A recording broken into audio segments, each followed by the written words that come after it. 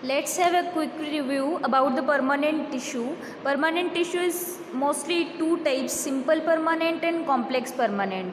When the meristematic cells lose their ability to divide, they become differentiated. The process is called as differentiation. और इस तरह से meristematic tissue will get changed into the permanent tissue. So the permanent tissue is mature, having the mature cells which are incapable of cell division. Mostly it is of two types. Simple permanent में बेटा हमारे पास तीन चीज़ें आएंगी, parenchyma, collenchyma and sclerenchyma. And complex में हमारे पास xylem and phloem आएगा. तो हम एक चीज़ डिस्कस करते हैं, that is the process which is called as differentiation. Differentiation का मतलब है कि meristematic tissue gets differentiated into permanent tissue when the cells become mature.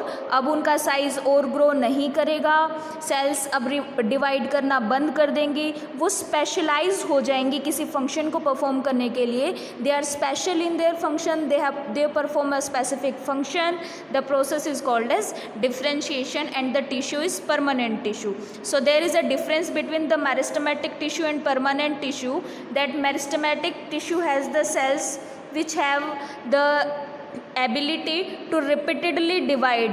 उनके पास जो सेल्स हैं उनका साइटोप्लाज्म ऐसा है जिसमें डिवीज़न जो हैं बहुत फ्रीक्वेंटली हो रहे हैं, और इसी वजह से जो मेनली ग्रोथ एरियाज़ होते हैं प्लांट के, वहाँ पर मेरिस्टेमेटिक टिश्यू आपको मिलेगा, और जो मैच्योर एरियाज़ होंगे प्लांट के वहाँ पर आपको परमानेंट टिश्यू मिलेगा.